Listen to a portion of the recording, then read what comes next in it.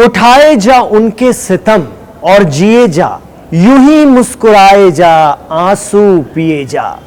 ये बात middle east के सुन्नी अरब मुल्कों पर सटीक बैठती है, लेकिन शिया ईरान उनमें से नहीं है। वो ना तो किसी का सितम झेलेगा और ना ही आंसू पिएगा, बल्कि जवाब देगा, सख्त जवाब।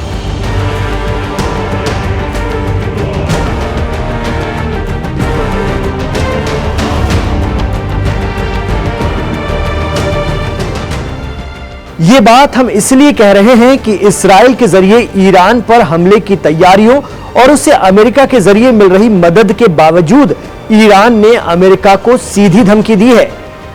ईरान में IRGC यानी पासदाराने इस्लाम के commander in chief Mohammad Hossein Salami ने कहा है कि अमेरिकी डिफेंस सिस्टम थाड भी इस्राएल को नहीं बचा पाएगा। हम आपकी कमजोरी को जानते हैं, हम जैसे चाहेंगे जहां चाहेंगे वैसे मारेंगे।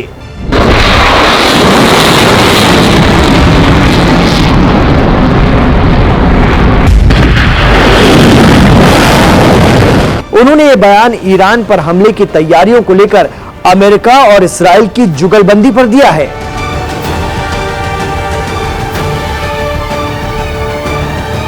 ब्रिटिश मीडिया की रिपोर्ट के मुताबिक मिडिल ईस्ट में कई मोर्चों पर लड़ रहे इस्राएल को आगे आने वाले दिनों में रॉकेट और मिसाइलों की भारी कमी पेश आ सकती है। यदि इस्राएल ने ईरान पर हमला किया और फिर ईरान ने पलटवार कर दिया, तो इस स्थिति में, इन हालात में इस्राएल की मुश्किल हो सकती है। और अगर लेबनान से हिजबुल्लाह ने भी हमला कर दिया इस्राएल पर, तो इस्राएल को हथियारों का भारी संकट हो सकता है। अमेरिका इस्राएल को अपना एडवांस डिफेंस सिस्टम थाड दे भी दे, तो बाकी हथियार कितने और कब तक दे पाएगा अमेरिका? क्योंकि यूक्रेन और इस्राएल दोनों को एक साथ हथियार देते रहने की भी एक हद है।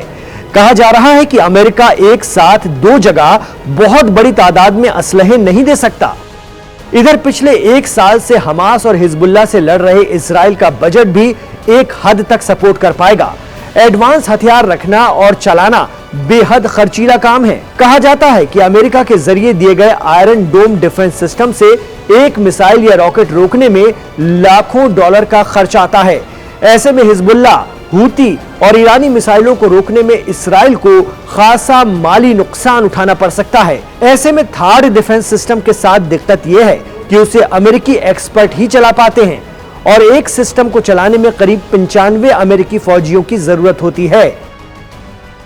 इस बीच ईरानी डिफेंस मिनिस्टर यानी वजीर दिफा अजीज नसीरजादा कहते हैं कि मकबूजा इलाकों में अमेरिकी डिफेंस सिस्टम थाड की तैनाती ये बताती है कि इस्राएल किस हद तक घबराया हुआ है। उनका कहना है कि अमेरिकी डिफेंस सिस्टम ईरानी मिलिट्री की सलाहियतों के आगे कुछ भी नहीं है, कुछ भी नया नहीं है।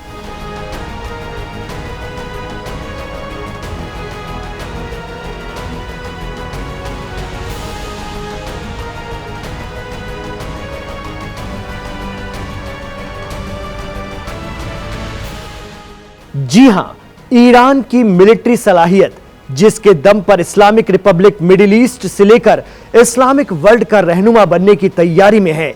और 1 अक्टूबर को ईरान ने दुनिया को दिखा भी दिया कि वो क्या कर सकता है। जमीन से लेकर आसमान तक पासदाराने इस्लाम की ताकत देखकर इस्राएल को भी हमले के लिए वक्त लेना पड़ रहा है। 1 अक्टूबर के हमले को 17 दिन हो गए हैं, लेकिन इस्राएल अब तक कुछ बड़ा नहीं कर पाया है ईरान के खिलाफ। इसके पीछे अहम वजह यह है कि इस्राएल की किसी भी हरकत का ईरान की तरफ से फिर 2 गुनी ताकत से जवाब दिया जाएगा।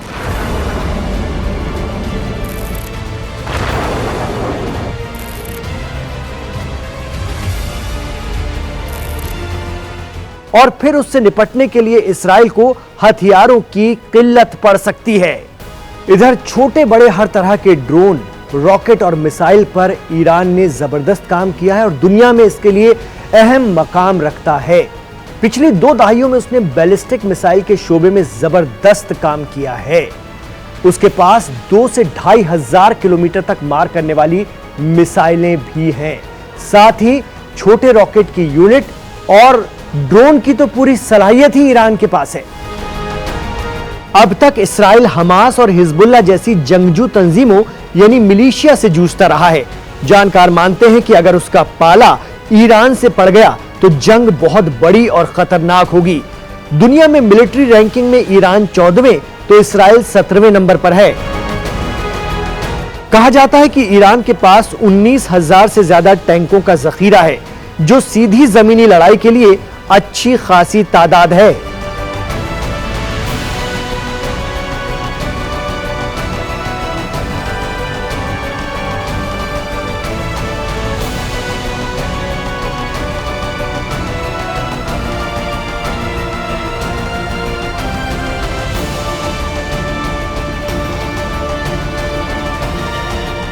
ईरान के मर्तबे और दबदबे की वजह से मिडिल ईस्ट के कई इस्लामिक मुल्कों ने अपनी जमीन और एयरबेस इसराइल और अमेरिका को हमले के लिए देने से साफ मना कर दिया है। इसमें ताजा नाम कतर का है।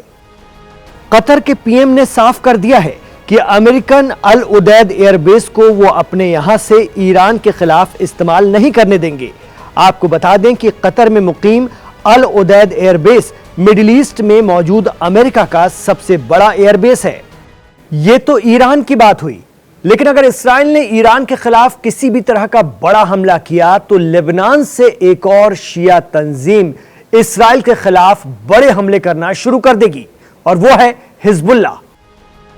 मीडिया रिपोर्ट्स की माने तो आईडीएफ के पूर्व जनरल असाफ ओरियन का कहना है कि हिजबुल्लाह ने अभी इसराइल पर पूरी ताकत के साथ हमला नहीं किया है। ओरियन के मुताबिक हिजबुल्लाह अपनी लॉन्चिंग कैपेसिटी का अभी सिर्फ 10% ही इस्तेमाल कर रहा है। वो एक दिन में 2000 मिसाइलें दागने की सलाहियत रखता है।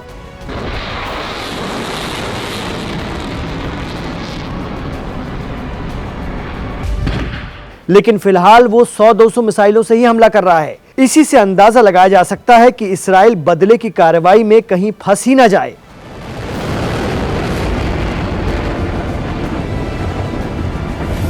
इरना न्यूज एजेंसी के हवाले से सिर्फ इतना बताया गया है कि पासदारान इस्लाम ने कह दिया है कि अगर हम पर हमला किया गया तो जियोनिस्ट रिजीम को बेहद दर्दनाक जवाब का सामना करना होगा। इधर गजा के हाल बेहद अफसोसनाक हैं। पिछले दिनों इसराइल ने गजा के एक टेंट हॉस्पिटल में हमला किया था, जिसमें आग लगने से 4 लोगों की मौत हो गई थी और कई लोग बुरी तरह झुलस गए थे।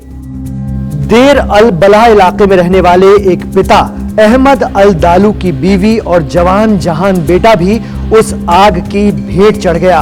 अहमद खुद भी झुलस गए। मेरा जवान बेटा मेरी आंखों के सामने आग की जद में था। मैं एकदम मजबूर था, उसे बचा भी नहीं पाया। ऐसा लगता है मैं दुनिया का सबसे बदनसीब बाप हूँ जो अपनी औलाद के लिए कुछ नहीं कर पाया। शायद ये अल्लाह की मर्जी थी, उसके आगे किसी की कहाँ चलती है।